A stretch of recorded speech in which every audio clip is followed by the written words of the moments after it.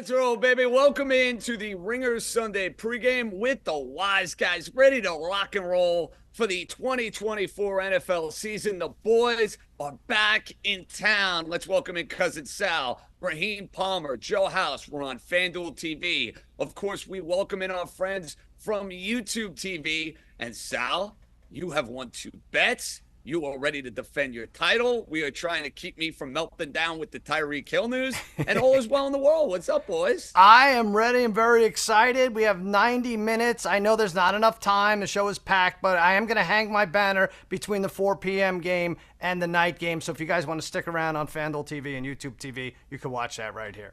It's like the honorary team that hangs the wild card banner. Sal is going to hang his wisest wager banner. And Joe House, by the way, you made it on set about 30 seconds before the start of the show. It would have been a fine in kangaroo court if you were not ready to give your pick for the dog and the man's best bet of the week. Well, speaking of kangaroo court, you know, I wore this green shirt because I wanted to have some green, motivation to get to the window. But now I feel like I got to get to the bail bondsman down in Miami for your team, JJ. I don't know what to tell you. And listen, we don't love the idea, Raheem, if you're betting the over in this particular Miami-Jacksonville game, uncertainty regarding Tyreek Hill. But as a whole, Raheem, I know you're ready for a monster season. I know you're fired up about your start to the year. Are you feeling a monster week 1? I'm definitely feeling a monster week 1, and I'm feeling a Scotty Scheffler situation. You know, some guys thrive under pressure, and I'm hoping that Tyreek Hill can do the same thing. All right, boys, we have a lot coming your way in this first week 1 Ringer Sunday pregame with the wise guys. Here's what's on tap for today's show. We're going to have our wisest wager where we'll see if Cousin Sal can defend his title. We have an SGP coming your way. We have underdogs. We got rat lines. It's all coming your way. But let's begin with our wisest wager for week 1 of 2024. We're going to wisen up, and Sal, because you're going to raise the banner later on in the show, it's only right that we give you the honor and we give you the tee box. Your first play for the Ringer Sunday pregame show, not only for the FanDuel TV audience, but the YouTube TV audience as well. Take it away. Well, thank you. I actually got pulled over on my way from Manhattan Beach to El Segundo, and, I was put on the curb and handcuffed, so I feel like this has got to be a winner. By the way, this seems so easy for me that I'm nervous, but I'm taking Tennessee plus the 4 points at Chicago. Guys, the odds that Caleb Williams is an immediate success against it are astronomical. Like if you heard an astronaut bring this up at a party, you would smack him or her in the face. The last 27 quarterbacks drafted number 1 overall, 4, 22, and 1 straight up. All right, fine. He's looked good by comparison against backup defenses. You've seen him complete passes on Hard Knocks. He hasn't been fooled by an illusionist.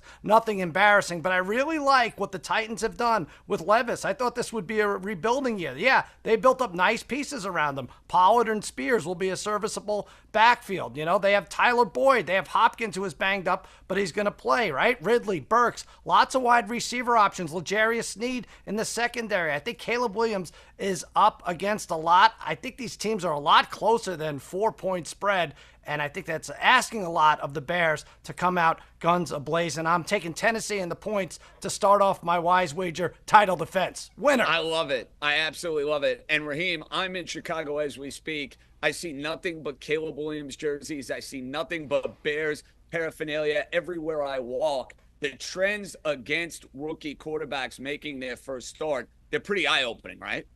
Yeah, extremely eye-opening. This is actually the biggest rookie favorite since Terry Bradshaw. So that tells you.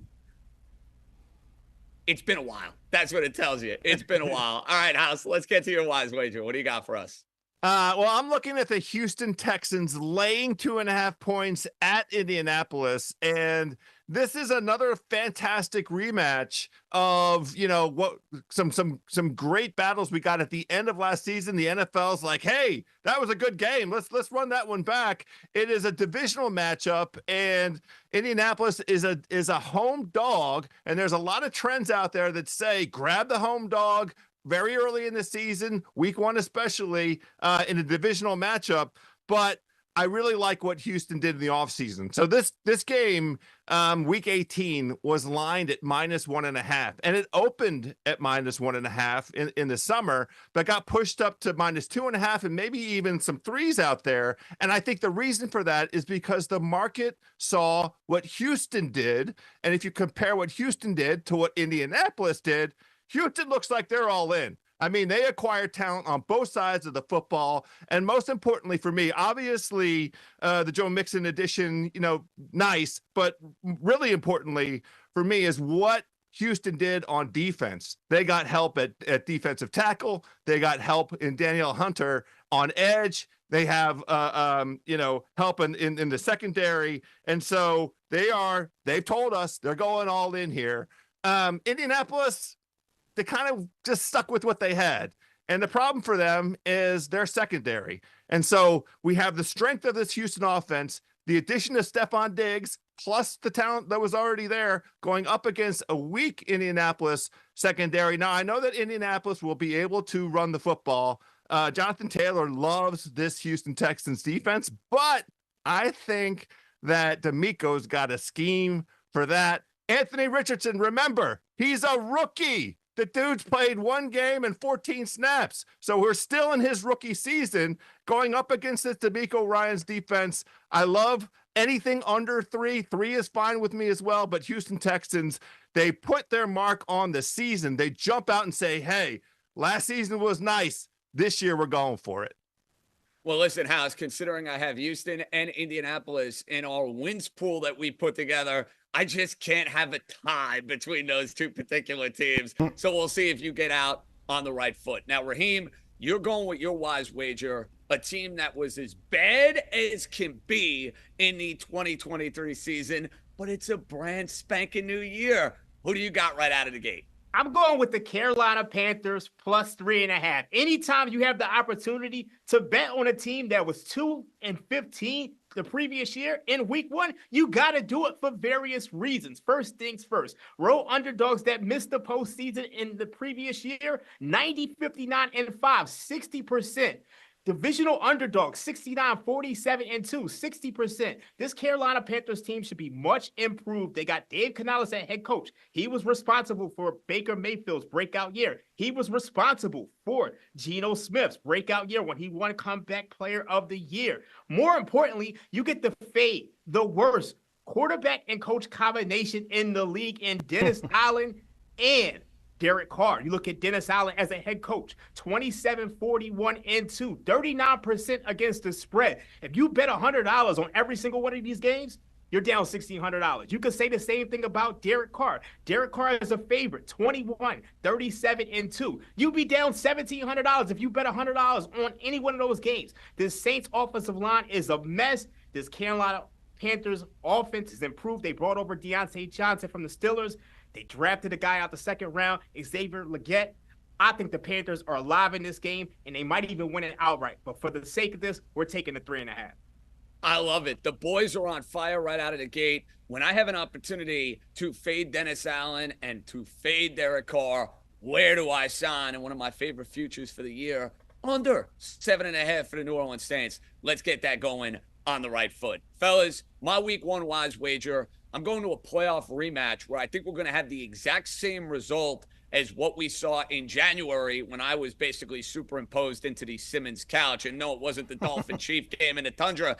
It's the Lions taking care of business against the Los Angeles Rams. And let's not forget, the last time these two teams matched up, a guy by the name of Aaron Donald was in the middle of the Rams defense. He is not going to be there. He's drinking Mai Tais. He's drinking pina coladas, enjoying his retirement until he ends up in Canton. And the Lions are the real deal. From an offensive line standpoint, from an offensive talent standpoint, if they are the team that I think the four of us all expect them to be, double-digit wins, a contender for the Super Bowl, this is a game in week 1 you go and make a statement. The Rams losing Aaron Donald, the Rams losing their defensive coordinator. I think they're going to have a hard time slowing down Jared Goff, who still has that monstrous chip on his shoulder by getting dumped by Sean McVay. This line opened at 3.5. It has moved to 4.5. I don't think this game has backdoor cover written all over. I know a lot of people saying, hey, Stafford, he's going to go get you the backdoor cover late. No. This is going to be 31-17 Lions over the Rams. I am going and laying the 4.5. So that's going to do it for all wise wagers. We are going to bring an SGP to the party from each of us throughout this season of the Ringer Sunday pregame show. The wise guys, they got SGPs, we got rat lines, we got underdogs that are going to win outright. Sal, we need an SGP winner right out of the gate. Take it away. All right, listen, nice transition. I'm staying with your game, Lions, Rams. And I think the way to attack these SGPs is because you're banking on a positive result for the most part with each of these legs. All right, so a fun thing to do is, a smart thing to do maybe, is to take the biggest over-under of the week and of the weekend. That is Rams, Lions, as you talked about. I'm going to utilize that. I think there's a lot of scoring. I do think the Rams keep it within one score, so I'm taking plus 7.5. Little bit of revenge on their minds for that game in January. JJ allows them to keep it within 7 points, chip on their shoulder, all that. I'm going Goff, 2 or more touchdown passes. Doesn't maybe make sense with my Rams plus 7.5, but hear me out. 30 TD throws last season, his best in 6 years. Cooper Kupp, remember him? He's healthy, he's fast. He did this a bunch towards the end of the season, 2023. 7 or more receptions. That's the wild card pick there. And like I said, we like a lot of points there, so I'm going to go over. I'm going to adjust it to 45.5. 6 of the 8 Lion home games in 2023 went over that number. So you put that together, 4 legs, plus 444. The 4s are running wild, JJ. That's my same game parlay. Listen, nothing wrong with a little 444. And Raheem, I think it's fair to say this Lion-Ram game is a candidate, at the very least, to be the highest scoring game of week 1. Is that reasonable? Without a doubt. If you look at that playoff game, they got into the red zone a ton of times, and they just couldn't put it in the end zone. I expect that to change here. So I think there's going to be a lot of offensive firepower in this matchup. And then don't forget, Aaron Donald has retired. So we know the Rams are going to give up some points, and they're going to have to score to keep up. So I like this one. Well, FanDuel, ladies and gentlemen, boys and girls, has you covered in a whole lot of ways. They got your game day covered. New customers bet $5 and get $200 in bonus bets guaranteed. And all customers who bet $5 get a 3-week free trial of NFL Sunday Ticket from YouTube and YouTube TV. Watch every out-of-market Sunday afternoon game with NFL Sunday Ticket on YouTube, or get even more NFL when you bundle with YouTube TV to get local and national games on 100+ live TV channels. Download and visit the FanDuel app today. Terms and embargoes apply. Boys, it's that time. We got to get made. It's time for the week 1 rat lines. Let's smell a rat. So, Raheem, there are a couple of games this week that would profile as rat lines, that are the fishiest of the fishy. I am going to give you the honors. What game stinks the most above the rest? It's by far the Los Angeles Chargers laying 3 points to the Las Vegas Raiders. The last time these two teams played, the Raiders beat them 63-21.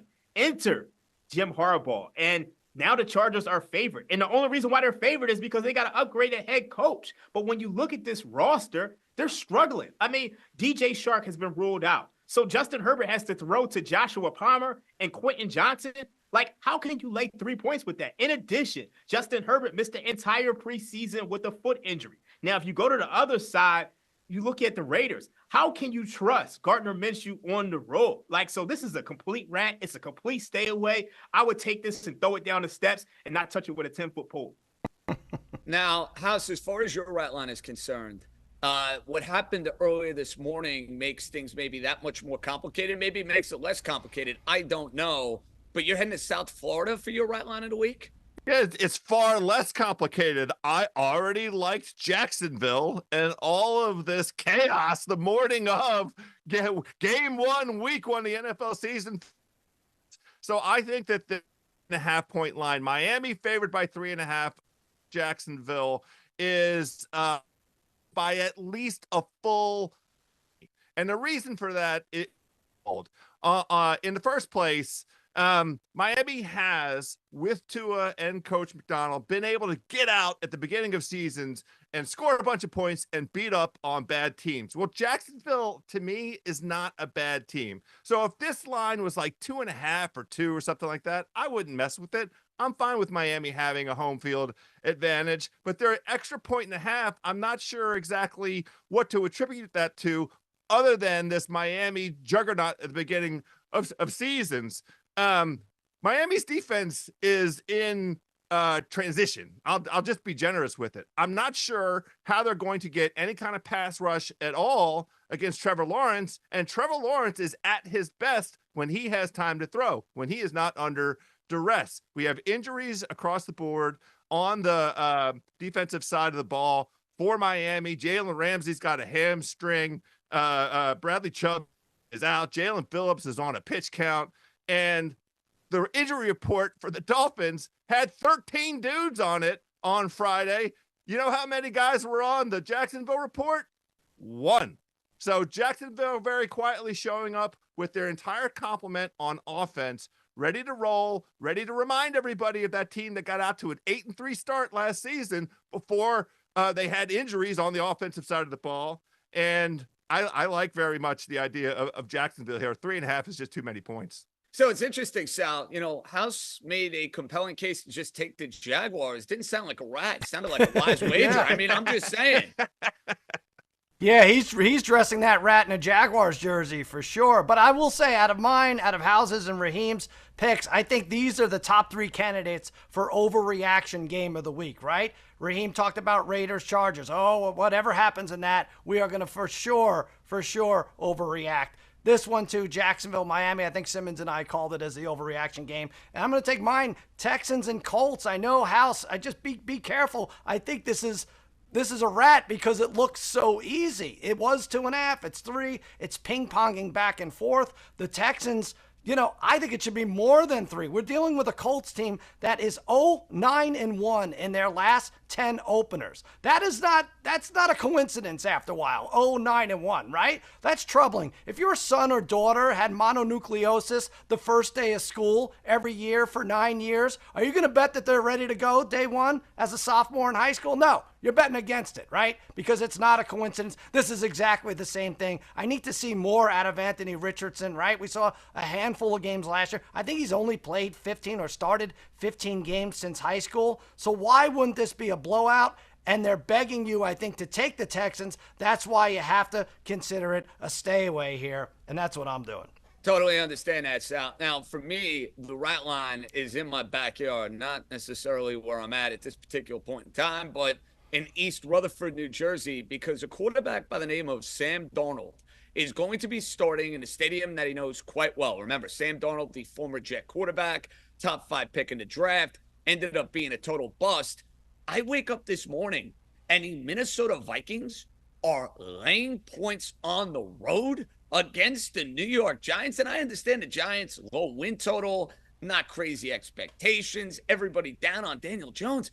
The Vikings, with their state, with the issues they have from an injury standpoint, Hawkinson not going to play, Addison beat up. I don't get Sam Darnold laying points on the road to anyone, but it is a tough sell for me to go rushing to the ticket window to say, yeah, I'm going to go take the New York Giants because of what they did a year ago. This to me just reeks of a classic Lower East Side rat, boys. This is a rat of all rats. I'm not going anywhere near the Vikings and the Giants with Minnesota and Sam Darnold laying 1.5. Sal, you're dying. No, I agree with you. No, I think the only way to play this game is to hit the futures real quick because you could get the Giants at plus 950 to be the last winless team. You could get the Vikings at plus 1,100. And I think whoever loses this game has a long road ahead of them. Look at the next month for each of these teams. Interesting way to play it. Now, we'll get back on the SGP wagon. Raheem, you're heading down to South Florida. Right now, a lot of attention on the Jaguars and the Dolphins to start this year, and you're going to join the party, Raheem. Let's go. Yes, without a doubt. I have a same game parlay. I have the Jags Dolphins over 49.5. I have the Jags +3. I have Evan Ingram over 48.5 yards. And I have Trevor Lawrence over 1.5 touchdown passes. I think House really capped this game perfectly. You look at the Dolphins. They are so banged up. They're built in a hospital before the season started. Bradley Chubb. You look at Jalen Phillips. You look at Jalen Ramsey. Like, where does the pass rush come from? So I expect the Jacksonville Jaguars to be able to go out there and score some points. But an underrated facet of this game is you look at the Jacksonville Jaguars. They hired a new defensive coordinator, Ryan Nielsen. He plans on going man coverage. And even though Tyreek Hill got arrested this morning, he is supposed to play. So I don't know how you go man coverage against Tyreek Hill and some of the speedsters on that Miami Dolphins team. So I expect both teams to score. So we've covered the over. But more importantly, I look at Evan Ingram, over 48.5 yards. He's hit this in 11 out of 17 games last year.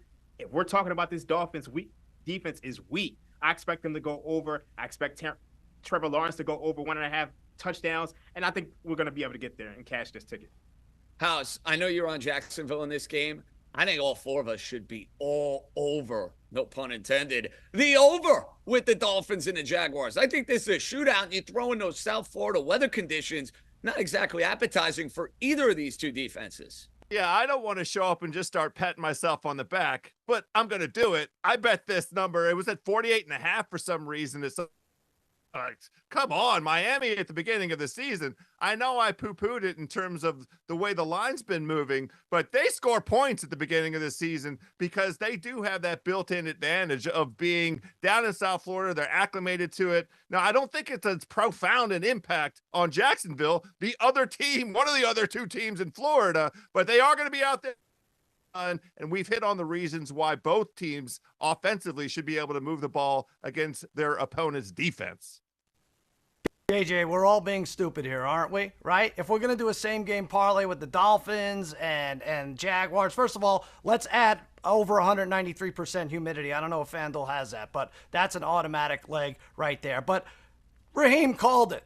It's a Scotty Scheffler situation. Tyreek Hill to score 2 or more touchdowns is plus 550. We're gonna seem dumb if nobody has that. So during the commercial break, we're all gonna do that. All right? Let's make the commercial break like 4 minutes. I'm in. That's a family play right there. That's right. Let's take it. Tyreek Scheffler. Sal, what do you have Tyreek at for touchdowns? That one that you gave out. What is it, like 12 plus touchdowns? It was 13 or more plus 360, and he did that 2 of the last 4 years. So I think that's definitely in play. I definitely think it is. All right, let's go to our first guest pick of the 2024 Ringers Sunday pregame. I played blackjack with him. He is a great guy, despite his Philadelphia sports perspective. No, I'm just kidding, Raheem. The great Sheil Kapadia. Sheil, what do you got for us?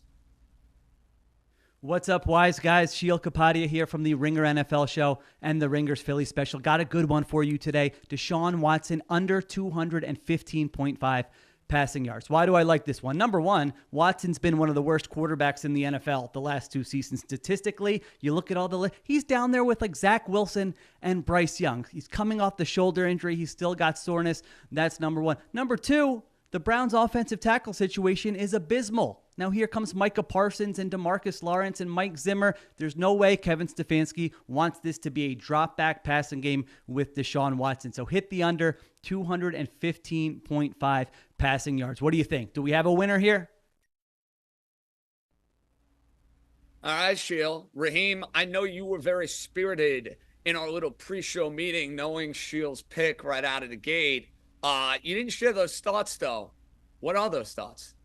So I agree with this pick 100%. I mean, the first things first, if you look at that Browns offensive line, Jedrick Willis is out for this game. Jack Conklin is questionable. So you're coming into the season with a beat-up offensive line. And guess who you got to deal with? You got to deal with Micah Parsons. So that's going to get ugly. And then we all know Deshaun Watson hasn't proven to be reliable in about 3 years since his time at Houston. So I see this as being a low-scoring game. Sharps in Vegas have taken this bet under 42. So if you're going to go under 42, it's pretty clear that Deshaun Watson's passing yards are correlated with that. So I really like this pick. This game is going to be absolutely gross. That said, I do like the Browns. Sal, it's over. We got breaking news like crazy here to kick off this first show of the year. Dak Prescott is here to stay. You ready to pop some bottles? You know what, Sal? He's your quarterback. Embrace him, love him. He's your guy. I got my guy, and we go from there. Of course. And, Jerry's a genius in a way, right? He overpays everyone, except for the part where he hasn't won a Super Bowl in 30 years. But he is a genius. You're getting paid. He doesn't, it makes you sweat it out a little. But eventually, he does right by these guys. And, by the way, he did try to pull a fast one. I don't know how many... What do we have with Trey Lance? They have like 132 attempts in the preseason. I don't know if anyone's ever done that before. He was trying to create some controversy there, but it backfired, so he had to sign him. But I don't know. Does this make him try harder? Does this make someone like, Raheem's talking about Micah Parsons? Maybe he's the guy now. He also wants to be the highest paid at his position. So let's see where it goes, but I'm glad to not have to deal with the noise.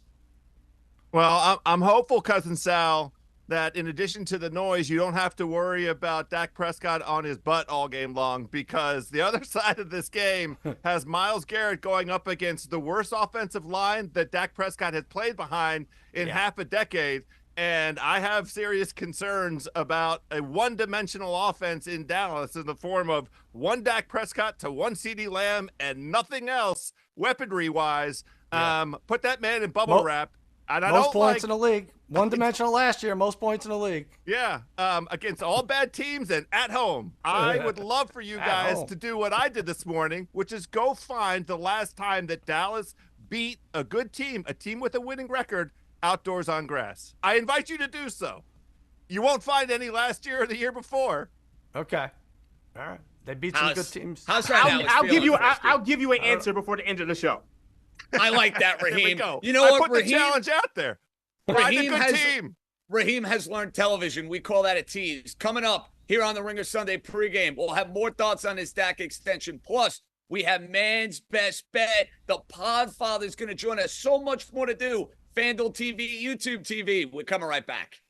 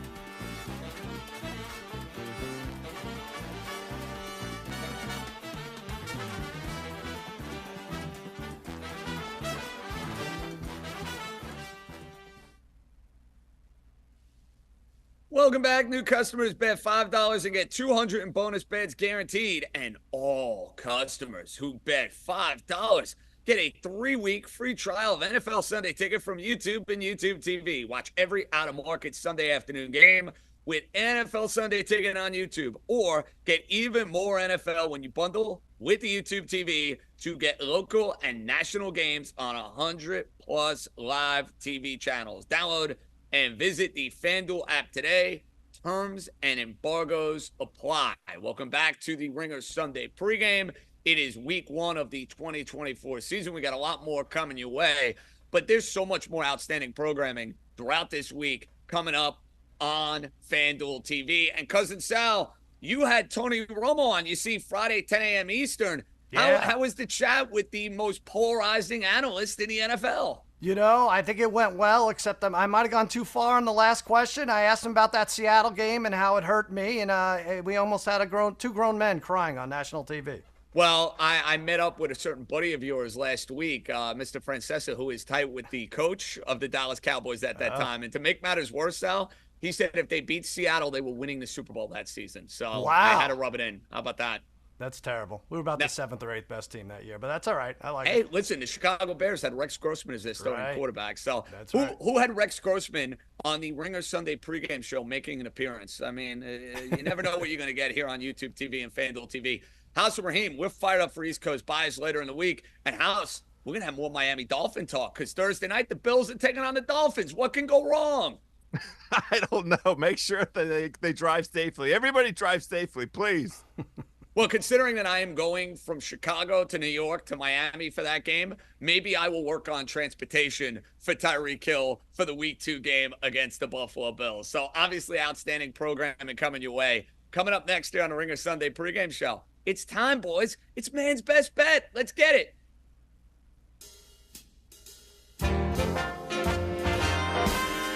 Now, Joe House, you were the king of the underdog a year ago. The king of the underdog. You nailed small dogs. You nailed big dogs. You were just cashing like crazy. Are you getting exotic with your first underdog of the year, or are you keeping it a little bit more conservative?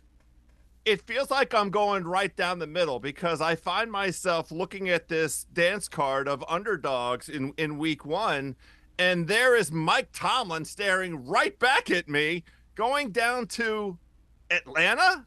I'm sorry, did I miss something over the last 6 or 7 years? Are you guys aware that the Falcons have not won more than 7 games since 2017? Do you know how long ago that was? The Washington Wizards were good at basketball in 2017. That's how long ago it was. Look, I think ultimately this Falcons team could be something, right? They speaking of teams that have gone all in, the Matthew Judon and Justin Simmons acquisitions in these last 2-3 weeks, really good, really impressive. I like Raheem Morris as the defensive-minded head coach. Atlanta's weak on defense. But here's the thing. We are looking at a Pittsburgh Steelers defense that is elite in its front 7 and a perfectly fine secondary, and it's mature, it's cohesive, and they are going up against a quarterback who everybody is prepared to invest in, except he didn't take a single snap in preseason, and we haven't seen him make one single football play at real speed since 10 months ago. He's coming off an Achilles injury, Kirk Cousins.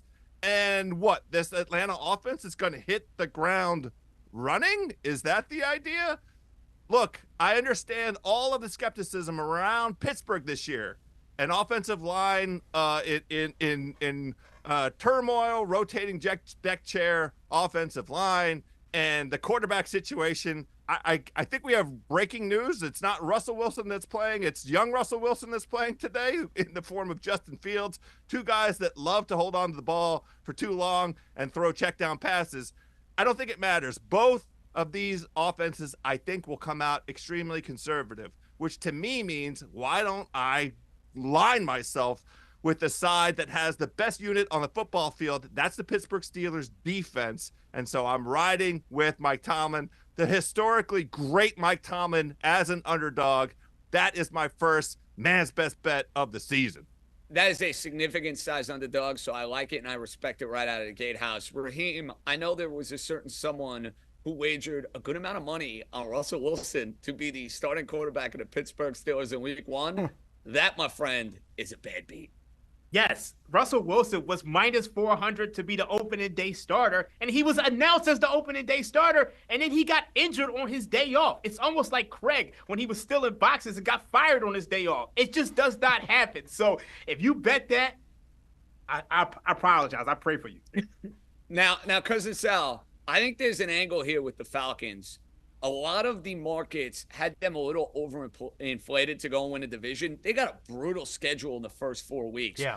You think that we'll have a good buy low opportunity on Atlanta to win this division at a much better price? Yeah, I think I've talked about it with Simmons. I think you guys discussed it. I think you, after game 3, I don't have the games right in front of me, but I think there's an opportunity for them to be 1 and 2 and to take that division. You'll get a better price. You'll get a plus price, I think, if you wait until after 3 games. But honestly, this Atlanta, Pittsburgh, this is another stay away. I don't care if they make 4 more quarterback changes between now and kickoff. I don't want it. But we'll throw some lobster on it. I'm staying away. I want nothing to do with this game. Now, Raheem, House is fading a quarterback who's coming off a torn Achilles. You, my friend, for man's best bet, are riding with a quarterback who's coming off a torn Achilles, and I think I like it. Make your case. Look, I know it's ballsy, but I'm taking the New York Football Jets plus 180 to defeat the San Francisco 49ers. If you just look at the trends, the Super Bowl loser is 4-20 against the spread in week 1 since 2000. You know, Billy Walters, he has a great book. He's one of the greatest sports bettors of all time. He has the Super Bowl loser as being worth -1 point to the point spread in the following first game of the season and -0.5 point in the first 4 games of the season. So that tells you there's a little bit of a Super Bowl hangover effect. There's the disease of me, which we saw all off season. Brandon Ayuk, he held out. Trent Williams, he held out. Christian McCaffrey, he's been banged up with the calf injury. At some point, it catches up to you. Now, let's talk about the New York Football Jets. They were 3rd in EPA per play on defense last year, 4th against the pass, and 9th against the rush. Let's go back to the San Francisco 49ers season last year. When they played 2 of the best defenses in the league, the Cleveland Browns, they only scored 17 points. When they played the Baltimore Ravens, they only scored 19 points. So this is up there with that class, that echelon of defenses. So I'm going to take the New York Jets. If they just get average play from Aaron Rodgers in that offense, which I think they will do because this is not Zach Wilson, I think they have a real chance at winning this game. See, that's a real juicy number. Sal, I almost feel like every metric and every angle in this game is pointing you towards the Jets, but yet they're still laying 4.5. And I get it because San Francisco's at home. They are a team that's been dominant in the NFC each of the last 4 or 5 years. I feel like maybe this is the New York bias coming out of me. I walk around town. Everybody I talk to likes the Jets this week. Everybody. Yeah, well, it's fun to be excited, right? You should be excited about your team until they give you a reason not to be. And listen, the Jets are going to be the Jets. That's my first reason to stay away from. The other thing is you can talk about McCaffrey, but this might be as healthy as he's going to be the rest of the season, or, he might plateau. So I'm going to take the 49ers, or at least stay away from this game until McCaffrey shows me that he can't give it a go. And it's a big key for San Francisco, despite the fact that he held out, Raheem. Trent Williams is going to play, because we know this about the Niners. They are a completely different team when Trent Williams is in the lineup and when Trent Williams is not in the lineup. Okay, Sal, we're going with a game for you for man's best bet that's already kind of worked its way into the first show conversation. And no, it's not Jacksonville, Miami. Yeah, Raheem deemed this his rat game, and I totally get it, why it'd be a stay away, but I'm disregarding the traffic signs, and I'm taking the Raiders plus 134 to upset the Chargers. I'm going to be honest with you. I just don't trust this Chargers team without Brandon Staley. No, that's not true. Listen, the coaching is an upgrade for sure, but much like the Jets are the Jets until proven otherwise, the Bears are the Bears until proven otherwise, I feel the same way about the Chargers, right? They have no home games, even though this counts as a home game. The black hole will be there in full throttle. The Chargers are the worst home team against the spread in the last decade. Antonio Pierce covered 7 of 8 down the stretch for the Raiders. Now, I'm not taking the spread here. I'm taking the money line. The weird thing is, as Raheem brought up, the Raiders beat this team by 42 last year. And I'm not going to disregard that. I'm not saying, oh, this has to be a Chargers win because it was such a blowout the last time. I like the Raiders more than most people do. I think the Chargers roster is kind of unimpressive if you look at it, the skill positions, and it might take them a minute or a year to get going. So I'm taking Gardner Minshew and Vegas to pull up the slight upset. Wow, you guys, a lot of Raider.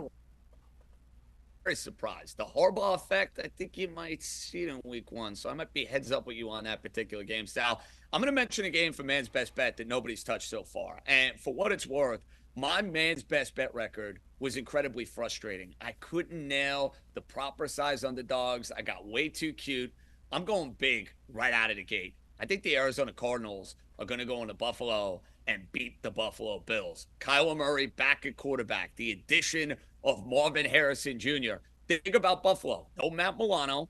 A lot of new pieces in that secondary. And if you look at the Arizona Cardinals, they were spunky. They were competitive. They were in a lot of games in the second half of last year.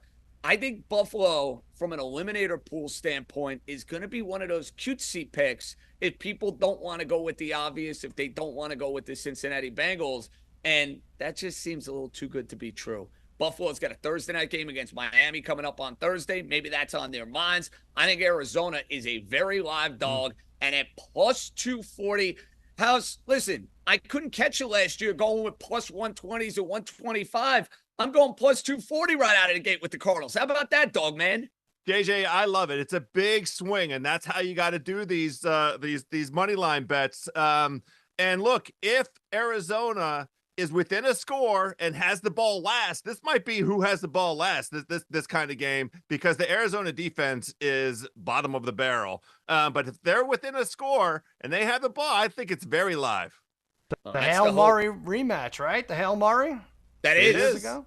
And that's a game I actually won money on. I can't say the same about last year's Super Bowl, which I'm still, by the way, salty about. Now, guest pick number 2. This guy was a big part of our first year. He is going to join us, not only for the FanDuel TV audience, but for the YouTube TV audience as well. He's like a big star on the fantasy football show. He's all giddy about Malik Neighbors. And he's actually going to bring to the table a guest pick, a game we haven't discussed yet. Let's hear from our pal, Danny Heifetz. Ringer Wise Guys, football season is back, baby. I could not be happier to bring an offering for the family. I usually like the underdogs in week 1. I don't care. I am the most confident of all the favorites. Seattle giving 6 points to the Denver Broncos. 6 points, whatever. Bo Nix is a rookie quarterback making his debut in Seattle. He's not even going to hear the play calls, okay? Against the Mike McDonald defense, I am more confident in Seattle to cover than any other favorite in all of week 1. Happy to be back, baby. You know what's interesting about this pick, guys? I feel like Seattle and Denver have become trendy for different reasons, Raheem. Seattle, because of their coach, Mike McDonald. I know you and House picked them to make the playoffs. I know you guys were very bullish on them at the start of the year. But I almost feel, Raheem, Denver has become a little bit trendy with a low win total, the Sean Payton love affair with Bo Nix. But I'm siding with Heifetz on this. To me, Seattle is the more well-oiled machine right out of the gate. I think there's a little bit too much Bo Nix love. Good spot for the Seahawks, in my opinion. I do think this is a good spot for the Seahawks. It's very tough for a rookie quarterback to go into Lumen Field and have to deal with that 12th man. It's just a tough place to play. However, this is a market, and you have to understand that this market opened up at Seattle minus 4.5. And now you're breezing through a key number in 6, which makes it a little bit of a tough sell for me. So even though I like Seattle, I'm really high on Mike McDonald. I think he's going to turn that defense around. I just don't like the idea of laying the worst of the number. I think if I were going to play this, I would, play some escalators. Play this Seattle minus 8.5, minus 9.5, minus 13.5. Because if they're going to win this game by 6 or so, I imagine this is going to be a blowout. So I'm not crazy about laying a 6, but I would lay some escalators at plus numbers. And you know this, Sal, as someone that's put in his fair share of 3 and 4 team teasers and money line parlays over the years, the way this is going to be set up, Buffalo, Cincinnati, and Seattle is going to be in a whole lot of those kicking off week 1, and I think one of those teams probably goes down and screws it all up. That's just the way it works. Do, right? And we're going to get to our eliminator picks a little later on, and those that you mentioned are right there in the thick of things. But I think Danny Heifetz did a good job. Smart dude, that Danny Heifetz. Good job, DH. Second best DH in all of sports. Oh, I call those fighting words. Now, Joe House, your SGP is near and dear to your heart, your soul, your homeland. So I love that you went in this direction right out of the gate to kick off our first show of the year. But it's a new era in our nation's capital. That means you have an SGP. It's amazing, JJ. The sun is out. The birds are chirping. It's perfect football temperature here in the nation's capital. Of course, this game is down in Tampa, where it's whatever degrees and the humidity. But look, I have to have a couple investments in this Washington Tampa football game, and my same game parlay features all of the sort of open questions that we're going to get some answers to.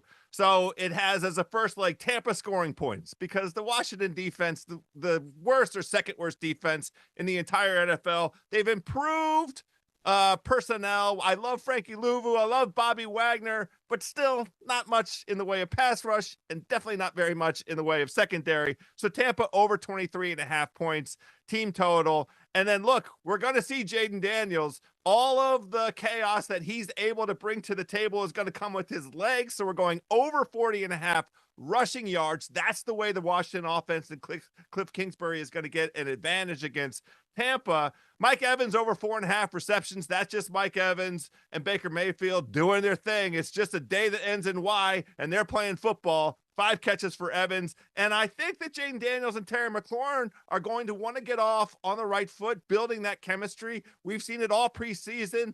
We've done nothing but sing the praises of Jaden Daniels and Terry McLaurin. Over 4.5 receptions. That 4-legger is plus 772. I'm not sure exactly where it is right this second, but when I pull it together, in the north of plus 770, wonderful 4-legger for everybody.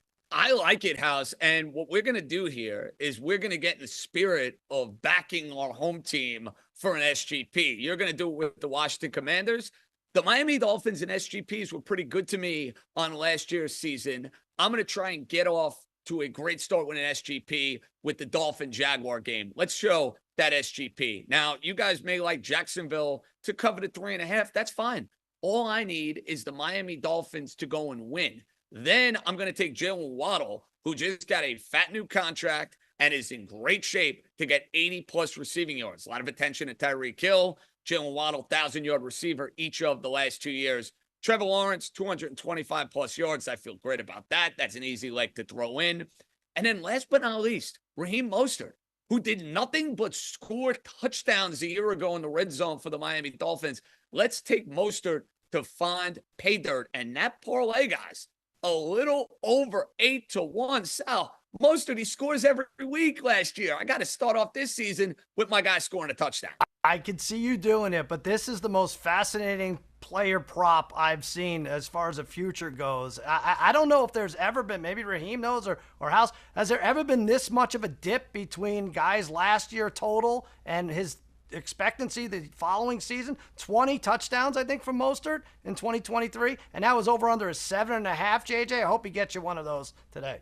But it makes sense, though, because you have a chain there who's obviously going to get a lot of burn for the Dolphins. Now, how many games he's going to play remains to be seen. And you also have to factor in the age. Raheem Mostert, despite the fact that he had a monstrous 2023 season, these running backs at times fall off a cliff. And listen, playing 17 games is asking a lot. Now, I agree with all of it. I just don't think I've ever seen a 13 touchdown swing in 1 year. Yeah, it's dramatic. I'm not going to sugarcoat it. It is dramatic. Now, guys, we like to put together a little family meal. And we are going to do this each and every week here on the Ringer Sunday pregame. The wise guys get together. We all bring a contribution. We all join the party with some fun. And hopefully it's going to lead to a whole lot of success. So, Raheem, I'll start with you. Family meal contribution. What are you bringing to the table? Okay, I don't know if you guys noticed this, but Jonathan Taylor becomes a Hall of Fame running back anytime he takes on the Texans. So I'm going to go with Jonathan Taylor, 90-plus rushing yards. I think that's plus 154. I'm taking an escalator here. I'm not taking the regular prop at plus 70 or 80 yards. Let's go for the full dish right here. I mean, you look at the last 6 games versus the Texans. You're talking about Jonathan Taylor averaging 135 yards on 6 yards per carry, and he's put up 7 touchdowns. You're talking about 91 rushing yards, 83 rushing yards, 145, 143, 161, and 188 on the last game of the season last year, and this guy was hurt. And now you have to deal with the combination of Jonathan Taylor and Anthony Richardson running that Shane Steichen RPO. I don't know how you stop that. And the only way that the Indianapolis Colts have a chance of winning this game is if you run Jonathan Taylor. So I expect them to, have him, put up to 25, 30 carries. I love it, Raheem. I think the only thing that could jeopardize that is Houston getting off to a fast start, Indianapolis becoming pass happy. But they're going to have a chance in this game. It's going to be a whole lot of Jonathan Taylor behind that offensive line, and you go from there. I like that contribution. Now, House, you're bringing something to the party that I thought you were going to be adamantly against, because when we did an East Coast Bias show, we might have made a little steak dinner bet on one Malik Neighbors. So you're telling me you're going to help the contribution to my steak dinner by what you're bringing to the family meal? Is that right? Well, look, JJ, it's all about winners. Like over the course of the season, I don't see Malik Neighbors and Daniel Jones, making the kind of sweet music and magic that you are counting on. But for this matchup against this Minnesota Vikings and the secondary that they have, and how crucially important it is for Danny Dimes to come out and rebuild his reputation in New York, the best way to do that is to find the fastest guy on the field. And this is a nice, clean, lean, packs a lot of power into smaller bites. This, my friends, this is a little tuna crudo with a jalapeno. It wakes up the palate and then it pops with the heat of the jalapeno. That's Malik Neighbors over 5.5 catches. We're not messing around with yards. The Brian Flores defensive scheme tends to permit underneath shorter yardages. Let Malik Neighbors build up Danny Dimes' confidence, short passes. Let's just get it going. He had 4 catches for 60 yards in one of the preseason games in the first half. This one does not feel like we're asking too much. I think the chemistry is crucial. I think Dayball's going to scheme Neighbors into a whole bunch of catches. Malik Neighbors over 5.5. Woo! I mean, we may have to tell Chang about what House is bringing to the table, Cousin Sal, because that got rather exotic with the palate and the jalapenos. It's a meal. I'm already feeling the spice already. Sal, what do you have for us? I'm definitely adding jalapenos to my upcoming breakfast burrito in 45 minutes. So thank you for that, House. Yeah, I'm going to go back to the same game as Raheem has here. Colts, Texans, we talked about. This is just a trend I like. C.J. Stroud, under 38.5 longest completions, 5 of his last 6 on the road. He hasn't completed a pass over 38 yards. So we're playing the trends here, fellas. Just root for tackle. Sorry I couldn't get you plus. This is minus 114. That's all right, Sal. I'm also going with a minus money contribution for the Ringer family meal. And I'm looking at that Raider-Charger game. Joshua Palmer continues to be undervalued.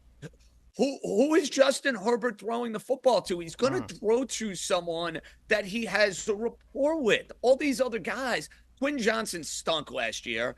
Second round McConkey, however you say his name, he's brand spanking new. I think Palmer is going to be the number 1 receiver for the LA Chargers. No Mike Williams, no Keenan Allen.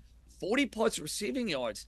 It's not a whole lot to ask for. And when you guys are digging deep and we're going to contribute, some small bites, some big bites, I will take Joshua Palmer at 40+ receiving yards at minus 192.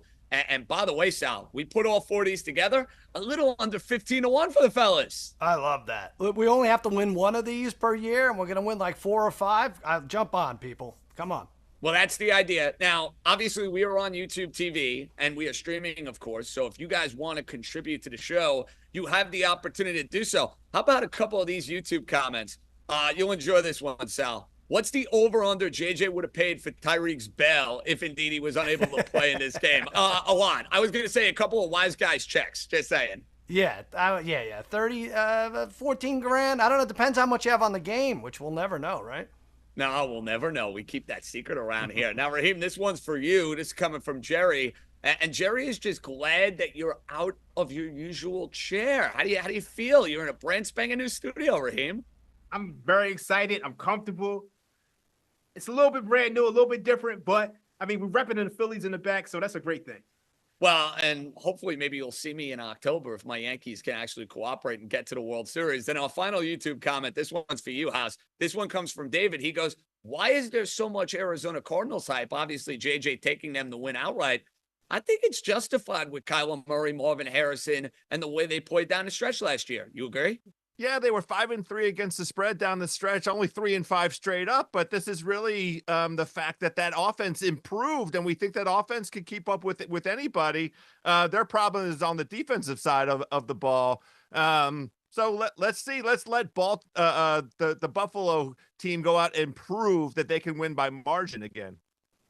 something they were unable to do until the end of the 2023 season. All right, guys, let's take a look at who's in and who's out for week one. The injury report not as scattered as it would normally be, but I think, Russell Wilson not going to play for the Pittsburgh Steelers. T. Higgins out. That's a big deal for the Cincinnati Bengals. Jamar Chase in, but Jamar Chase unhappy. Jamar Chase, how much burn is he going to get?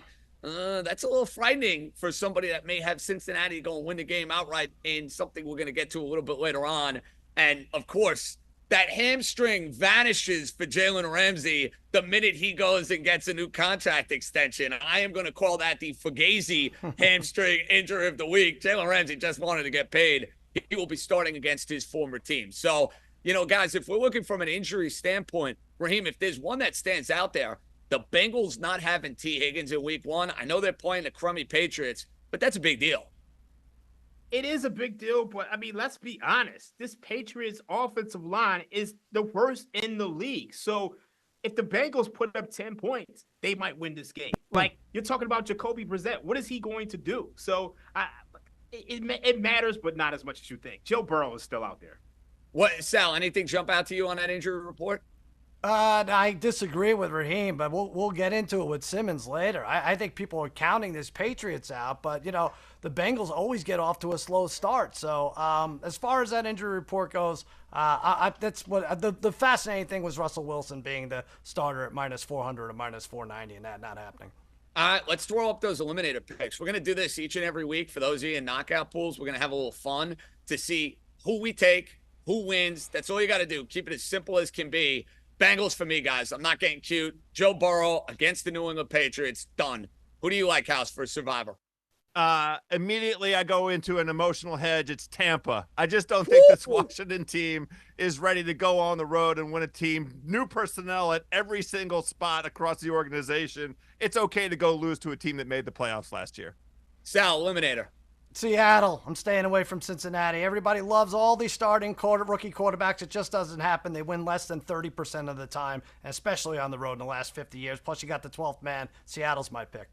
And Raheem, I know I'm not going to like yours. Quickly, who's your knockout I'm going with pick? the Buffalo Bills. I think this is rather simple. You look at the Arizona Cardinals, 31st in defensive EPA per play, 31st against the pass. More importantly, Kyler Murray didn't play in the preseason. If you look at quarterbacks who didn't play in the preseason, just 2-7 against the spread last year and 0-2 this year. So they're going to get off to a slow start.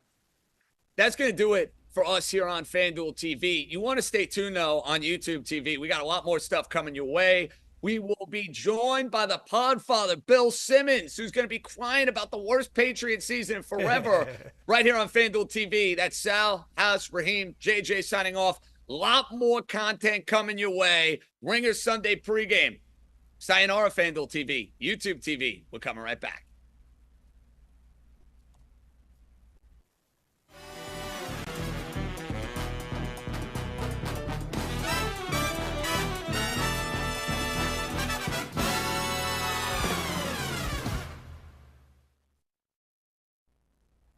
Welcome back to the Ringer Sunday pregame show. We are here on YouTube TV for the next half hour. John Jastremski, Joe House, Raheem Palmer, and Cousin Sal count you down. We're under an hour away from week one of the NFL season officially on a Sunday. I know we had a Thursday game. I know we had a Friday game, but there's something special about that first Sunday of the year. Boys, let's take a look at the wise wagers that we gave out about an hour ago. And Sal, House, Raheem, we feel good about these.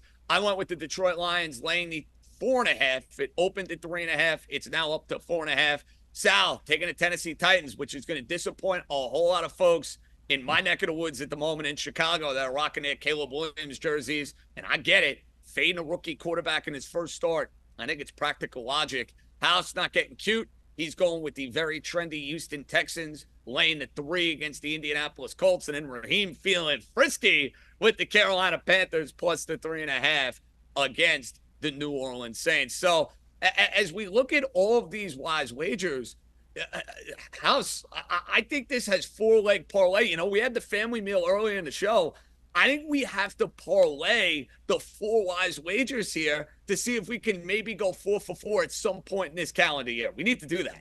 You already beat me to the line I wanted to use here, which is just that. I mean, I'm going to do this. This is like, if we want to get off on the right foot, if we want to establish the good karma with the football gods, let's go ahead and put all these together. Because if it goes 4-0 and we don't have any action on it, what are we doing? I mean, I like every one of these picks. Honestly, I think mine is the most at risk because of how closely this Houston team and this Indianapolis team are sort of, matchup wise. But the thing for me on that matchup, very quickly, the kicker for Indianapolis, Matt Gay, questionable with a sports hernia. For a game that's lined this tightly, every point matters. If that dude isn't 100% healthy for the game, I don't like it.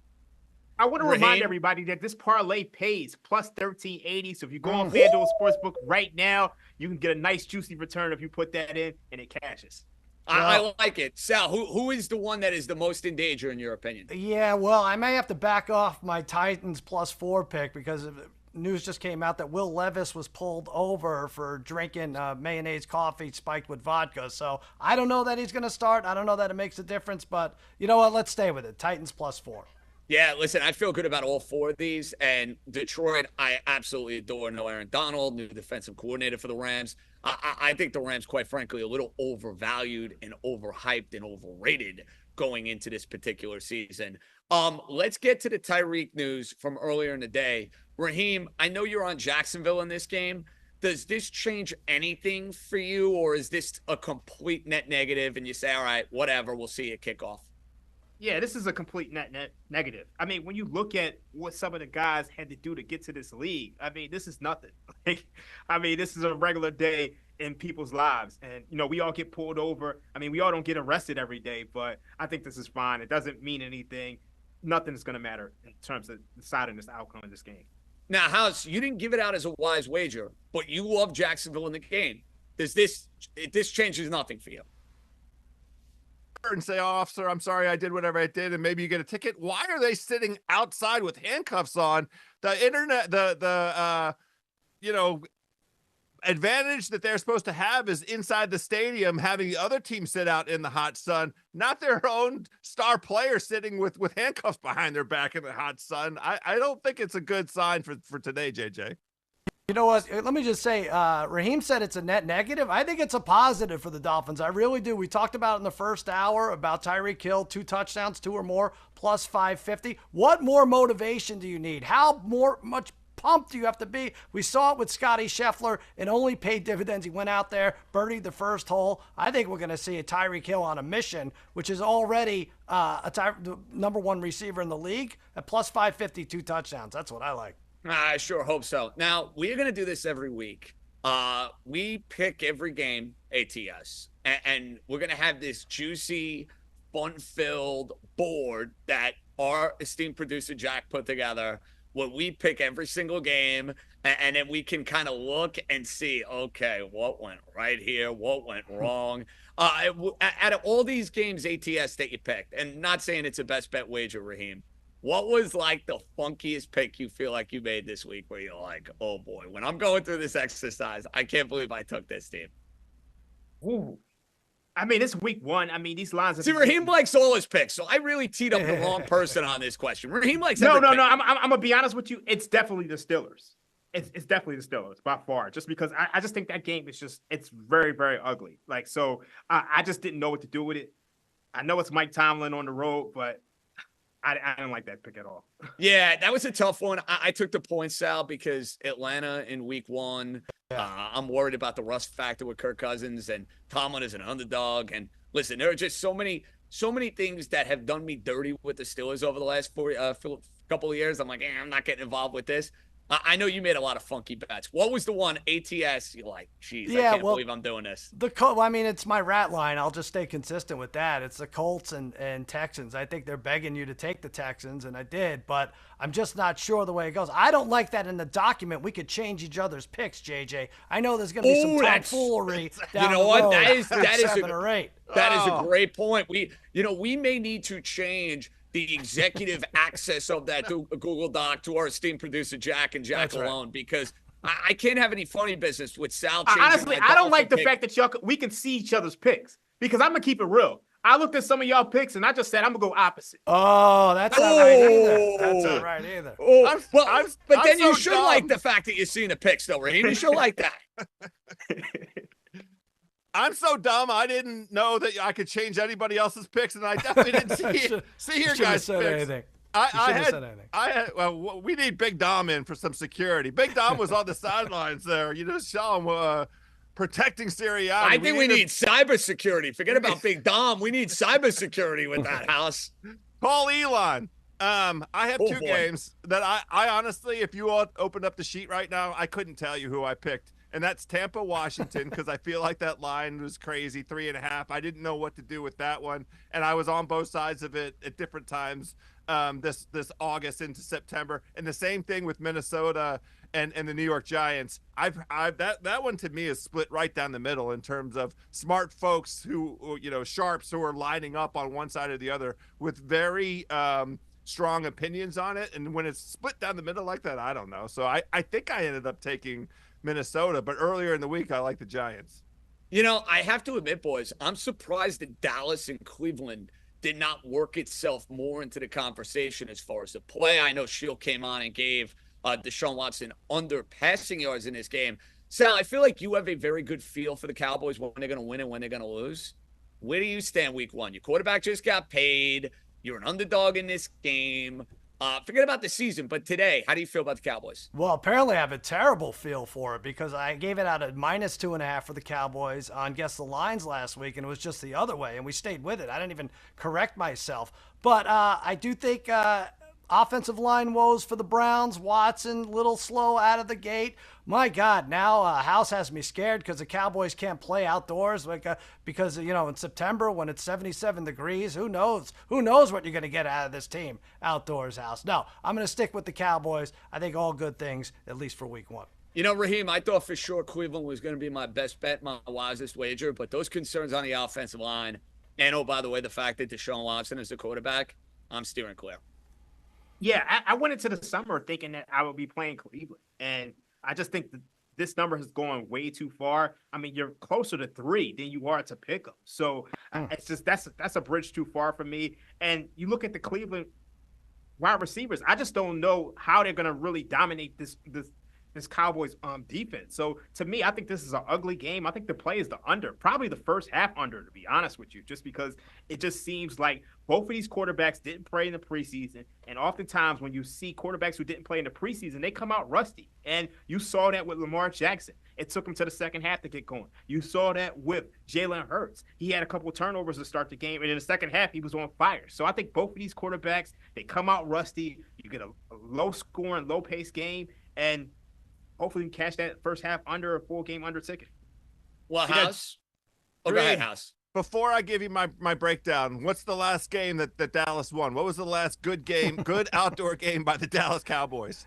What are they supposed to do? Dallas Cowboys retired the greatest quarterback of all time. They beat Tampa Bay 31-14 in the playoffs. Who had a losing record, by the way, that season. Just throwing that one out there. It's still Tom Brady. That's right. I asked for a game that they won against a team with a winning record, but that's okay. He would still be playing. They knocked the greatest player of all time out for good. You're right, Raheem. Good job, stayed buddy. away from this Dallas-Cleveland game. I did bet it when Cleveland was getting points at home. That was at the beginning of the summer, but as we got closer, I was scared off because of all the concerns you guys are saying about the Cleveland offense. I will just say this. That Cleveland defense up against what Dallas is bringing to the table in its very one-dimensional offense, be careful, Dallas fans. House, Raheem, enjoy the rest of your football Sunday. You get the last 20 minutes off. House, get working on what your cocktail of choice is going to be for the day. Raheem, get back to your compound. And speaking of compounds, YouTube TV and the 4-box. It is an absolute must. And we can thank the king of the 4-box, Bill Simmons, our boss, the Podfather, for kind of making this happen. The idea of choosing any 4 games you may like. Let's find out what the Podfather is going to have on his 4-box today. Well, I don't know if you know this, but YouTube TV has crowned me their CMO. That's right, Chief Multi-View Officer, to help pick the top 4 games of the week that you should watch with multi-view. So I went with the early games. I left out my beloved Patriots. Here are the 4. Cardinals, Bills, It's going to be a lot of offense. Cards as a possible upset pick. I can't wait to watch that game and see how many points are scored and just what the Bills look like. Is their defense even going to be that good? We'll see. Jags Dolphins. Big Jags comeback season, possibly. A little Florida rivalry here. Texans Colts. Last time we saw them was when they were fighting each other to get in the playoffs. Now they're back to AFC South rivals. And then last but not least, Bears Titans. You might be surprised to see the Titans in here, but I want to see Caleb Williams. I want him on one of the TVs. So Cards Bills, Jags Dolphins, Texans Colts, Bears Titans. And now at the multi-view builder this year, you can even customize yourself which 4 NFL games you want to watch. Just log in, select build a multi-view. Repeat, build a multi-view. Pick out the 4 games you want to watch. Thanks again to our friends at NFL Sunday Ticket on YouTube TV. Don't miss a moment of the action this NFL season. Watch every game every Sunday when you bundle NFL Sunday Ticket and YouTube TV. Sign up today at youtube.com/BS. Local and national games on YouTube TV. NFL Sunday Ticket for out-of-market games. Excludes digital-only games. Device and content restrictions apply. I must say, I give that 4-boxing ringing endorsement, and let's welcome in the guy who had to break the Tyreek Hill news to me, Bill Simmons. How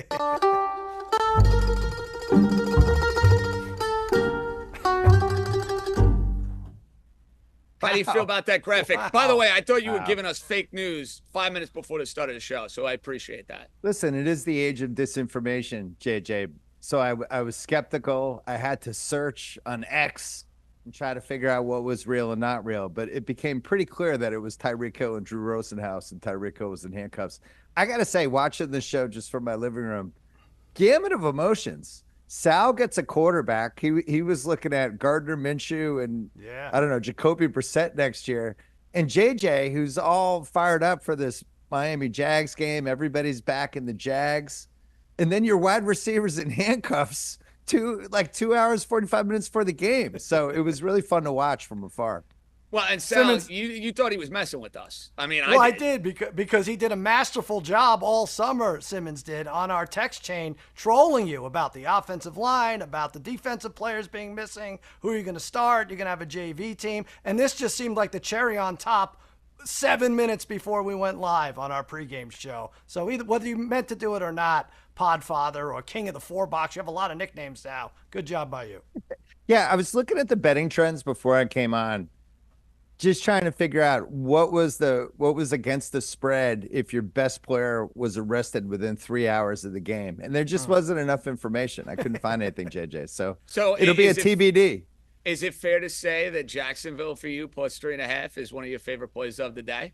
It was my favorite bet of the week before this happened. I went and put more on it after. I have parlays, and I just really like this Jacksonville team, and I don't like where Miami is with all the injuries and the uncertainty heading into the season. Like Jalen Ramsey testing out his hamstring 3 hours for the game, and some of the Isaiah Wynn out. You know, it's the Chubb's out for the first 4 games. I don't think you're the Dolphins team that we're going to be having 8 weeks from now. So and I like this Jags team. Sal and I think that was one of the things we aligned on when we did the over-unders pod. It's just they started out 8-3 last year and just had the year from hell. And I think this is a make or break year for Lawrence as you know, is he a real guy? Is he a top 10 guy? Is he a guy that could potentially be in the Super Bowl? And it starts today. So that was one of my favorite picks. And then the other one I really like is the Cardinals. Let's go. And I wish I didn't, but I do. And I'm looking at all kinds of stuff. Like you can buy points to get them up over 7.5 and put them and take the over and bring the over down. And there's all kinds that you can't. I like a game that's in the high 40s, maybe even in the 50s. I like the cards hanging around. And Kyler Murray, king of garbage time. You forget, like we haven't seen him in a while. Nobody is better down 14 with 2 minutes left to try to chase the cheap touchdown. But I actually think they can hang in this game too. So those are probably my 2 favorites. Well, I took them outright against Buffalo today because you have best to. bet. You know what? We didn't want to come out with a 120 or 130 dog. We wanted to go and give you a juicy dog. So I want to tee you up on all 4 of our wisest wagers, and you can kind of say, hey, I like this. I don't like this. I ended up going with the Lions. I love the Lions in this spot. I think the Rams defense without Donald is not the same. I laid 4.5. Sal, I like your wise wager with Tennessee against rookie quarterback Caleb Williams. We have those two. House went with Houston over Indy, and Raheem took Carolina against the Saints. Would you ride with all four of those wagers? You know, I liked all of them. Raheem, I get it. Like, it's more of a zag against New Orleans than a bet on Carolina. But to go into week one and say, I like Carolina the most of all of my options, I just can't back it up. I kind of want to see Carolina. They were so bad last year. And I'm not even positive how they're better because they didn't have a first-round draft pick last year, right? So they're bringing back a 2-15 team with a new coach. And, you know, they spent a little money on the offensive line. They took Leggett as late in the first round as a receiver. But that one worried me. And the House Houston pick, it just feels very chalky, fishy to me. I thought that was the rat line of all the rat lines. It's a major rat, Sal. Major rat. That was my rat. Yeah. Yeah, just in general, are we overvaluing the rookies more than we ever have before? I feel like there's so much expected of, obviously, Caleb Williams, people like Jaden Daniels. Bo Nix is going to go in there and light it up. And we're talking about Marvin Harrison receptions over and Malik Neighbors, whoever took it earlier. I don't remember. We know the game here, right? Like 2 or 3 or 4 of these guys are going to suck, at least early on. So I'm a little weary about some of those. Yeah, I have Seattle as my eliminator pick. Yeah. Because... And you know I don't like this Patriots team this season as like I just don't think they're going to be good at all. But I think everyone's on Cincinnati, and if we've learned anything about Eliminator, you don't want to be on the side that has like 80% of the people. Right. So Seattle seemed like the safest bet. It's a tease. I haven't talked myself into it yet, but as we get closer to the late games, especially, I'm sure a couple things are going to go sideways, and that Seattle parlay with Detroit, which is right around even. The Detroit line's moved up to 4.5. Seattle's in like the 6.5 range. And the Seattle tease almost seems too easy. And there's a lot of anecdotal stat stuff about, hey, the favorites week 1, 6 points and above, like be careful. But Bo Nix, first game ever in Seattle, a Seattle team I think all of us like, a really good coach, a coach that's good at making halftime adjustments, a lot of talent on both sides. And so Seattle, Detroit, I think if I was going to do a tease or a parlay today, that would be it, I think.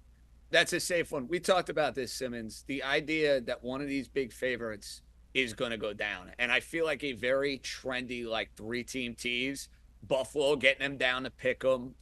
You mentioned Seattle getting them down to pick them. And then Cincinnati with that 7.5, 8.5 line, getting them down. One of those teams probably loses outright. Who are we kidding? Yeah, I think Buffalo is the most dangerous of those. I don't think people truly understand how untalented the Pats are. And it's been funny watching everyone talk about how good their defense was last year. Their defense was good last year. But I also think when you're a terrible team, it's easy for your defense to look better than maybe it is because you have these teams like the Chargers came in, right, one week, and all they were doing was trying to not turn the ball over, not show anything, and just basically kind of win a 14-10 type game. You're not getting like the best version of the other team's offense when you stink, you know? And the other piece of it is Barmore was the best player in that defense. And the moment he went out, all of a sudden they're trading Judon. Like they don't have a pass rush. They don't have a run stuffer anymore. So, you know, I look at Cincinnati. Chase Brown was one of the guys. I think he could actually have a big game because I think you'd be able to run on the Pats. But to me, the Pats as a dog and, you know, like a money line underdog and stuff, you got to be crazy. I don't see how they're going to score 14 points. Sal. No, thanks. I don't care how trendy it is. They're not winning the game. What do you like about maybe not winning the game, but is Cincinnati with, you know, a historically slow starter? Look at the last couple of years. They lost some really, really stupid games early on. And you got Joe Burrow with no Higgins. You got Jamar Chase, who like decided he's playing during the pregame prayer. I don't like that part. Yeah. Is that much better than what How about the this? Patriots? Can it just be a stay touchdown away? Better? Can it be a stay away? To me, the Chase stuff. Fine. Yeah. And stay away is good. I just don't want to go near the game. The Dallas-Cleveland game, as the week, and to me, it was a stay away. And then as the week went along, I started looking at it. I think House made a really good point about Dallas outdoors on the road. It's not 8 degrees. What is the problem? Yeah, you get just 80 like, degrees. And you Deshaun know. Watson. See, I liked Cleveland, to be honest, Bill. I thought I was going to bet Cleveland as maybe even my wisest wager. And then I look at offensive line issues and Deshaun Watson. Do you Right, want to so be I don't laying want to do points that right now either. with Watson? No Yeah. way. I'm with you. But on the other side, could Cleveland's defense just win this game Sure. by itself? And I think that's why we've had so much line movement in the game. I think Dallas is probably going to have the worst running game in the league. We have no idea what we're getting from their offensive line, and Cleveland's defense could take it. But I don't want to bet on Deshaun Watson. But it's a game that it's going to get closer. We only have 4 late games. Brady's first game. I don't know how I'm not going to bet on it. So I'm going to end up talking myself into some stupid tease or something. You could even Sal's not confident about the Cowboys. Sal, he's betting he's putting Cleveland on a good later front, today. but It's fine. He's It's betting fine. Cleveland. But Hal's screaming about how the Cowboys offense is one-dimensional. What dimension of the Browns offense? Is that a 0.3? Zero Like, dimension. how many They have zero dimensions? dimension. No, and no Nick Chubb. Yeah. Yeah, it's going to be really hard for them to move the ball. I haven't liked anything I've read from Deshaun. Out of the other wise guys wagers, so Sal had the Titans. I'm not ready to bet on Will Levis on the road, but I agree that everyone's just penciling in. I have Caleb in the fantasy league that Sal and I are in. I don't want to start Caleb this week. I want to watch him for a week. He's a rookie. I don't know what's going to happen with him. But that line feels like it should be 3, and you're getting like a free 1.5. JJ, what was yours? Detroit. Yeah, I mean, it just feels like the Lions come out. Sal and I are going to be doing our pod after the game live on YouTube. We're going to be doing Collinsworth impressions. Oh, Mike, this Lions offense. My God, Mike. Oh, my God. How do you stop it? It just feels like they're going to have a moment. And it feels like that line is still a little low. Like there's some real fear with the Rams, right? It was at 3.5. It went to 4.5. Where do you stand on the Rams this year? Because I feel like last year they were undervalued. See, I don't, because I don't like their defense. I love the coach. The quarterback's awesome. He's also old. I don't think you're getting a full season of Matthew Stafford, Simmons, like you did last year. But here's the thing, and I forget who made this point. Maybe it was on the DeBundo Austin Gale pod on Ringer Gambling Show on Friday about, the Jets. I get all the points against the Jets, but in week 1, you're getting a healthy Jets team. If you're going to have skepticism about the Jets, it's about, can they stay healthy? Can they hang over the course of a year, right? And it's the same with the Rams. The Rams are healthy right now. So this is the best version of the Rams we're probably going to get. As the year goes on, I think it's something to watch. Like, does Stafford start adding up those injuries? What's our offensive line going to look like? Sal and I are all in on this Lions team. And then you think what happened with Jordan Love in week 1, where it's like I felt like the 1 seed was coming out of that division. And now Jordan Love's going to be out 4 games, 5 games. Like, everything is lining up for the Lions. So I expect them to take care of business tonight. Yeah, by the way, they're only bet. minus 110 Sal to win the division still. I feel Still? like they should be all over that. Wow. Yeah, Holy I saw crap. that yesterday. How is that possible? I don't know. Simmons, we may have to load up on that to get some of our Lions, Packers, Bears, Vikings exact order bet back because that took a hit. Well, with I the mean, Love but thing. Sal, Malik Willis can come in and hold. Oh no, he can't even throw a Hail Mary. I just assume they're going to sign Tannehill this week. Ryan Tannehill on line 1. I mean, he has to be. You and just LaFleur have to knows do it. If he's out 4 weeks, you have to get, because that team, I mean, they left a lot on that table on Friday night. But you watch all those receivers running around with the tight ends, and it just, that offense is loaded. You can't just toss away 5 weeks, JJ.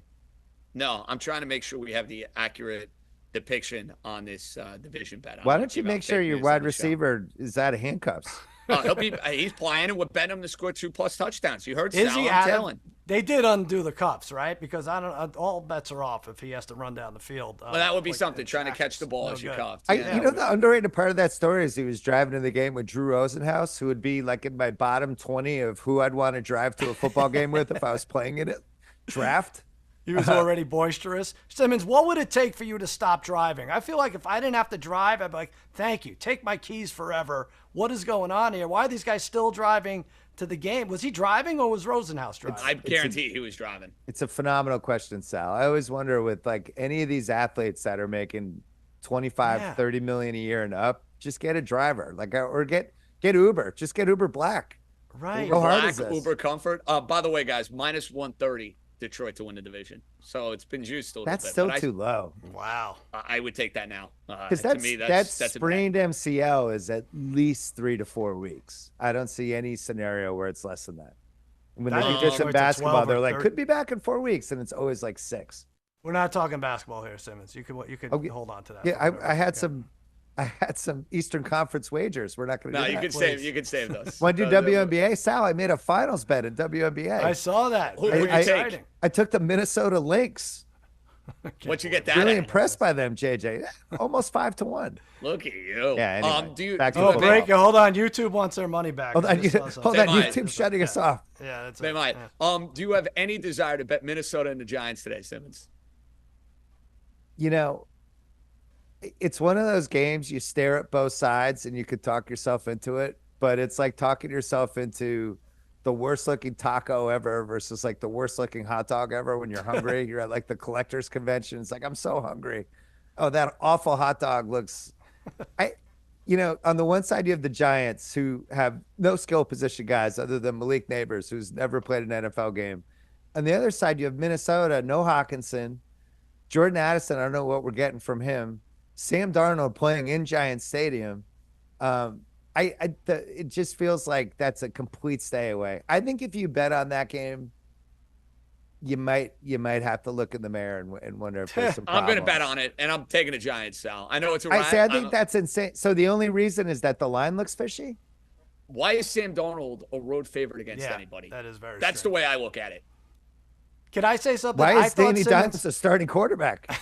I predicted Simmons 4 box, and I went 3 out of 4. You picked the right games. I see the reasoning for What did you not have? You thought I'd put the Pats in there? I was stupid. I thought the Bears Titans wouldn't be in there, but I know you have to see Caleb Williams. Got to see Caleb. You have to see it. But don't you want to see who gets the number 1 pick next year? Vikings or Giants? Don't you want to be front and center to see what's going on there? We hit this when we did that winless bet. Like whoever loses this game becomes the other candidate for the winless bet. Right. Who's going to go the most weeks without winning their first game? The Pats were the favorites. Yeah, and then whoever loses this game is the other favorite. Yeah, both teams have hard schedules. The only thing from the first 2 games that we watched, Philly's offense looked pretty potent. And I had them to win the division, but I think my takeaway, and look, it was a stupid field. It's in Brazil, and Love got hurt at the end, whatever. But I just thought Philly's offense was kind of excited. They were clearly trying to use Devonta Smith. They were trying to use much more motion. Barkley looked like unleashed. And I wonder if maybe we all underrated them. I mean, Sal didn't rate them at all, but JJ, did we underrate them a little bit? I have a future on them to win the Super Bowl and to win the division. They were in the Super Bowl 2 years ago. My concern was the coach and the dynamic with he and Jalen Hurts. That looked okay, at least as far as body language is concerned after the first game. And losing Kelsey hurts, but you saw with Saquon, man, he's got something to prove. And this is the best team he's ever been on by a mile. He's going to play well for them, assuming he can stay on the field, But to win that game, you throw an interception in your own 30. You fumble in your own 30. You throw an interception in their end zone, and you still win the game. Yeah. So that I wonder what the ceiling is of them. And we talked about the 1 seeds bets with them too. But can I throw one more at you? Yeah, let's do it. For today. I think there's a same game parlay with the Jags to win, which is like in the plus 155 range. With Lawrence to throw, you can go 260 plus, whatever, somewhere over the 260 range. Lawrence 2 touchdowns. And then the Brian Thomas Jr. touchdown is like in the plus 250 plus. You can put that all together. It's like 12-1, 13-1. And it just seems like the odds are too high for that. And I think Thomas is going to get going today. If you saw it in the first 2 games, these teams that have these new toys, they want to use them, right? They want to flex. Yeah, yeah. Like KC was like, here are worthy plays. Watch this. Philly was like, we got some Barkley stuff. Watch this.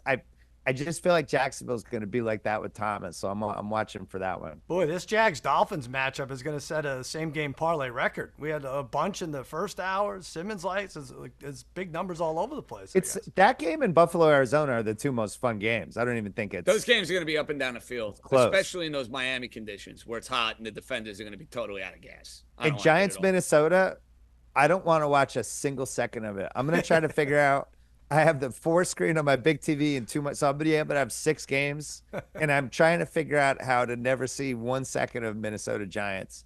Carolina, New Orleans is another one. I'm not sure I want to watch. That actually might be even worse. 1 second of. That might be. You worse. should have a 4-box and force YouTube to delete one of the games from the schedule entirely. Well, You have that power. I asked YouTube TV if Court TV could be in the 4-box so we could follow the Tyreek trial in real time. I like it. JJ, right, it's fine. Everybody gets arrested before the first game of the year. It might be me before week 2, as I'll be down in Miami for the Bills and the Dolphins. So, Bill, thank you for joining us. You're going to be popping Why in do a we have bunch to throughout go? What the hell? Well, because we have a time constraint. More football to talk. Simmons got. Oh, we have 10 more minutes. Come on, I'm having a good time. Well, I am too. What else am I Nobody gonna tells me do? these things. Usually, Jack and I are simpatico when it comes to timing and as far as what we're doing. Jack, give us 5 more minutes. We got 10 Oh more my God. minutes. Well, you're getting 10 more minutes. Look how happy Sal is. He's on YouTube TV. You know, the thing with Sal is he's been, he grew up, he was watching, what was it, The Sports Advisors with Stu Feiner? I know Stewie. Stewie's good people. Right. I like him. He's Sal was like, certifiably someday insane. I'm going to be Stu. in No, some what weird, was it on weird USA studio. Today? Was that called Pro Line or something? I don't know. Yeah, there's some bad ones, but Sal was like, someday I'll be in a studio with bad lighting, and instead it's in a 4-box with great Beautiful. lighting. Beautiful 3-box. Right. There you go. Is Sal, are you still writing the bets down via hand? I am. It's in my pocket. I got college. Yeah, let's see. How'd college does this treat you count? yesterday, by Does the this way? count? Did you take Syracuse? Did Harry tell you to take Syracuse?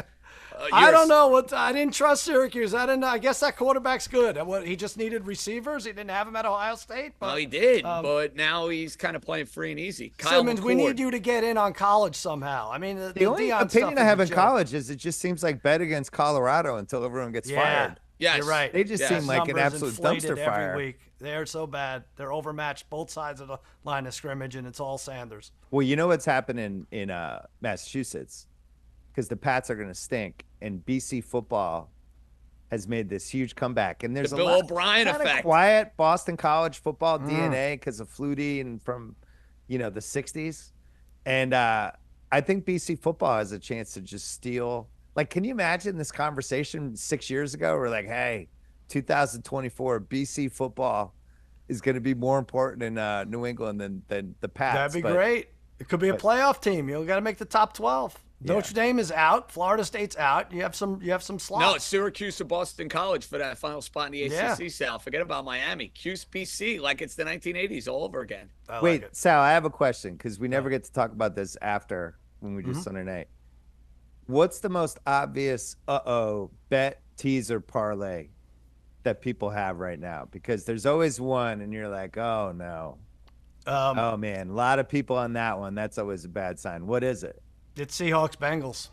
100%. It is. Yeah. I mean, it is. I'm just looking at. I can't tell you what I'm looking at, but yeah, Seahawks Bengals is what is the idiot friend parlay for sure. Money line. I think the Texans are the other one. That's a rat. I'm totally with you. I'm not touching that game. I was no shocked desire that to bet House, that game. House, who's like, over the years has kind of learned how to avoid the easy ones, but he really got sucked in. And I just want to see Richardson for a week. I don't know what to expect from that dude. Don't you think he's like probably the highest ceiling, lowest basement quarterback we have? He might come out and just miss receivers for 3 hours, or he might be incredible. So I want to see that one. Yeah, count him as a rookie. I mentioned earlier, I think this is like his 14th or 15th start since high school. So, I mean, you got more Bo Nix intel than you do Richardson at this point. All right, I'm out of ammo, JJ. that's it? If you want to end this for Jack, you can do it. No, no. I need your 3 best bets of the day before we say goodbye. Jaguars, Cardinals, and I like that Lions Seahawks parlay. I think that those are probably my 3. My favorite bet of the entire week though is the Jets. I just don't understand that line. I don't understand why they're getting so many points. Aren't they begging you, Sal, to take the Jets? That Everyone seems has like the Jets. begging I you. get it. Everybody takes the Jets this week. Everybody I talk to has the Jets. Why is Everybody. that line Niners by 3, especially when you factor in like all the Super Bowl hangover history and what happens to those teams in week 1 and how crazy of an offseason they had, and the Jets are completely healthy. I don't understand that line at all. I actually think it's north of 3, to be honest with you. It's 4. Oh, yeah. Yeah, but I'm saying it should be 3. I think that line should be Okay. Niners by 3. Because if it's a neutral field, I'd probably have those teams even at this point, at least while But the Trent Jets are Williams out there. playing is a big deal, Sal. That to me is gigantic for the Niners. Gigantic. And he doesn't need preseason either. I don't The care. guy's made a living, a career out of holding out. A real good job by him. But yeah, I don't know. Simmons, you're probably right. It should just be 3. But I'm not buying the Aaron Rodgers only has to be better than Zach Wilson thing. That's another guy I need to see some. I don't think he's played high level ball in like 38 months or something. Our friend Peter Schrager had him has his MVP pick this year. I know. I'm never going to talk to him again. I thought was aggressive. Well, Jets is the 1 seed. He has Denver making the playoffs. Denver? Yeah, I know. Well, we talked about there was going to be some weird team in the AFC. And my weird team ended up being Pittsburgh, who everybody's out on. And by the way, Pittsburgh is like still plus 750 to win the AFC North, right? And you are not taking them today. You didn't get involved with that game. Oh, I love Pittsburgh. Oh, you're taking that's them not today. one of my top 3, but yeah, I have Pittsburgh. The Fields thing worries me a little bit because he puts the ball on the ground. Like, that's 2 turnovers, right? So I actually was more excited for Wilson because at least he plays it safe. He doesn't want to get hit. To me, it's a Steelers defense wins the game. And now And you get Fields is 3.5 too. I mean, well, it's up to 4 in some spots, but Fields now brings in this variable of, one terrible pick, 1 fumble where he gets strip sacked. I just think he's too sloppy with the ball. But on the other hand, if you're a Falcons fan, you're now more scared of the game, right? Because the Fields 3 times a year can look incredible. They didn't train for him. They took him out at the last minute because of the last debate. Russell Wilson wasn't good, something like that. I don't know. Yeah, maybe there's an overall premise though.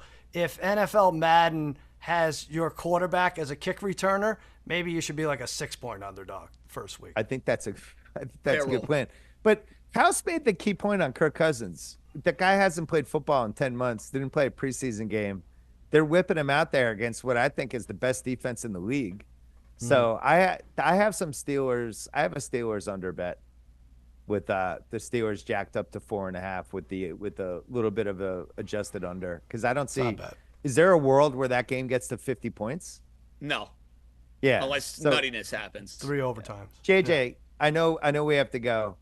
I really appreciate and commend your professionalism today. I was going to say, you were actually concerned about the job I was going to do with some breaking news at the start of the show. I mean, I can't that kind imagine of how offended it me felt more than the like. Tyreek Hill arrest, to be I honest. can't with you. imagine what it felt like to see your favorite guy in handcuffs right as we're about to go live. It's just amazing. And then, Sal, I commend you for your professionalism. Thank you. Not basically having an orgasm on live TV with this DAC contract. What makes you think I didn't? Well, that's true. We can't see you from the waist down. No, let's not be disgusting. And we'll talk. I guess 3 days from now, you can worry about that. You're paying $130 million a year to 3 guys. How dare you? What are we gonna do? Jerry's a genius. It's fake money anyway. Don't let the 30-year drought fool you. Jerry Jones is a genius. I just want to have my team run the salary cap like the Chiefs do, where they're just like, hey, we've extended Noah Gray. Hey, we've extended Kelsey again. Hey, here's a new contract for Pat Mahomes. They just seem to have like this unlimited ATM. Chris Jones, you want more money? Sure. Let's get that done. That was like the Niners with Eddie DeBartolo, right? Right. When the Deion Sanders would pop up one year, and it was disgusting with all the creative accounting. Charles Haley. Don't forget about Charles Haley. Mm-hmm. Well, crazy. Simmons, I'm glad you did this. You're going to join us a bunch throughout the year on the Yes, Ringer I am. Sunday pregame on YouTube. I guess you'll decide when you're coming on. You're not coming on next week, and then we'll go from there. Well, yeah, I'm gonna pop on a few times during the year. This was an immense amount of fun though, and great job by the Ringer staff too to get this show going because it looked great. Yes. I loved watching it on my giant TV. Tremendous job by Jack and the whole crew, FanDuel YouTube TV. We're back next week for Simmons, Sal, JJ signing off. They're on Guess the Lines. What are you guys going right after Lions? See you in Right on. 15 hours, Simmons. Yeah, subscribe to the Bill Simmons channel. 5 minutes after the Sunday night game ends, we're on, and hopefully Sal doesn't get all of us fired. We're live. This was a good live. test, but to tune in tonight for the last Guess the Lines ever. Yeah. Don't screw it up, boys. All right, that'll do it. Ringer Sunday pregame signing off. Enjoy week 1. We're back same time, same place next week. Let's go.